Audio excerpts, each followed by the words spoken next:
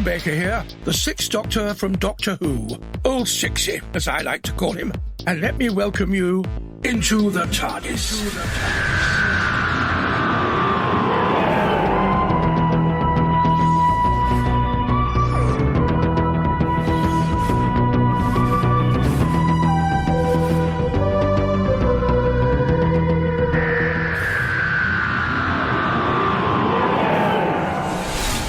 I've been privileged to travel in the TARDIS, and as an actor, I was the Doctor on television in the days of classic Who, and now I continue my tenure as the Doctor on audio in full-cast dramas, officially licensed by the BBC and made by Big Finish Productions.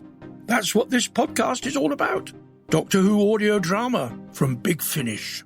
Last time we featured part 1 of Judoon in Chains, and now the wait is over, as we find out what happens in part 2, as the Doctor has his day in court. My Doctor seemed to be in court quite a lot. You can nip back and listen to that episode of the podcast now, or if you want to just dive straight in, here's a recap for you. The Doctor has come to the aid of a dedicated Judoon officer, Captain Kaibo, who has deserted his post for reasons as yet unknown, whilst on a mission to terraform a planet on behalf of the Genesis Corporation. Are you with me? Time, however, is not on the Doctor's side, and from Victorian England to a court under the jurisdiction of Galactic Central, the race is on not only to release both himself and Kaibo from the clutches of Jeremiah Jagger's travelling circus, but also to find out how and why Kaibo is evolving into something more than the average Judoon. Could it have been something to do with that last mission? And can the Doctor mount a legal defence that exonerates Kaibo whilst getting to the bottom of the mystery? Now, do keep an ear out for some extraordinary poetry in this episode. And I'll be back in a short while with another look at how the episode was made. So, talk to you in a bit, because now it's time for the conclusion of Judoon in Chains.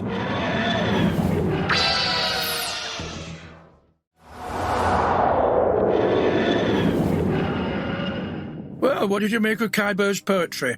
And how much fun did old Sixy have playing to the gallery in court? It's enough to make me wonder if my Doctor didn't miss his true vocation.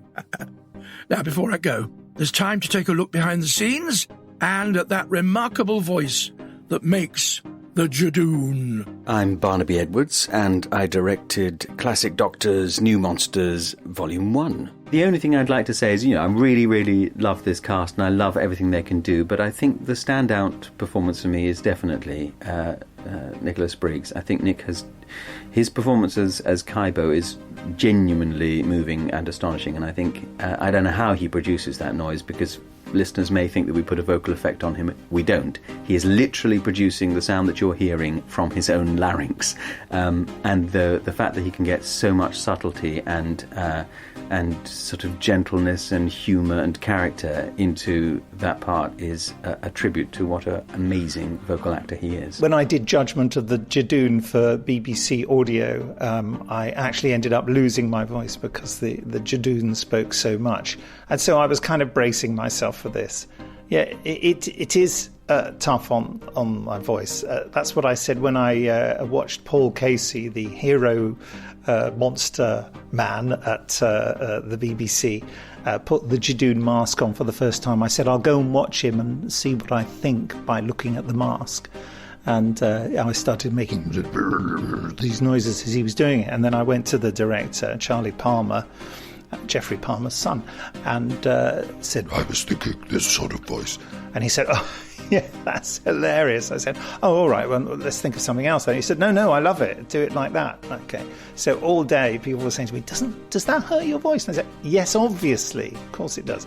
But, the voice works for the Judoon, so I mustn't grumble, even though, of course, I will. Nick is phenomenal. I mean, I've always known Nick was versatile and multi-talented. But when I was listening to the scenes I was doing with him as the Judoon, I thought his voice was being treated. And it's not. If I spoke for 5 seconds like that, I'd be coughing for half an hour. He has asbestos tubes, I think. Well, I hope not, because asbestos isn't very good. But you know what I mean. Impervious tubes. That could be his name. Nicholas Impervious Tubes Briggs. I like that. I suppose, sort of ultra-modestly, I thought that doing a Judoon voice was something that possibly everyone could do. You know, a story I tell about the Dalek voices when I was in a cab on my way to a shoot, or rather on the way to the station to get a train to Wales to do a recording of Doctor Who. The guy, when he found out I was the voice of the Daleks, he said, "Do you have a gizmo that does that?" And I said, yeah. And he said, "Well, I'm not being funny, but doesn't that mean that anyone could do it?" And I kind of went, yeah, which hopefully isn't entirely true. And same with the Judoon voice. I thought, well, surely most people can talk like that. But then when we did the Wild Tracks, I discovered that I didn't direct it. No, I didn't interfere. I may have given some advice. I can't remember really. That it's not an easy voice for people generally to do, and that clearly I have some weird facility for talking in that strange way. Where has the time gone? The question that even a Time Lord can't answer. But at least with a look into the vortex, we can at least find out which Doctor we shall be in the company of next. The next full cast Doctor Who audio drama stars Sixie's previous self, the fifth Doctor, Peter Davison. You can't really call him 50, can you? Quite tricky. Anyway, he'll be along there with Sarah Sutton as Nyssa as we travel back to a very important year, which is, of course, 1963. And fanfare for the common men. They say that if you remember the 60s, then you can't have been there. Well, I can, and I was, so they're wrong. Anyway, the Doctor remembers the 60s. That's why he's taking Nyssa on a trip back to November 1963. Back to where it all began. Back to the birth of the biggest band in the history of British music. Back to see those cheeky lads from Liverpool. Mark, James, and Corky. The common men. The boys who made the 60s swing with songs like "Oh, Won't You Please Love Me?" "Just Count to Three," and "Who Is That Man?" Confused? You will be. The Doctor remembers the 60s, and there's something very wrong with the 60s if the Beatles no longer exist. Now, don't forget that Doctor Who, the worlds of Doctor Who, and more besides, live on at bigfinish.com. So be sure to visit. See you next time as you come with me into the TARDIS.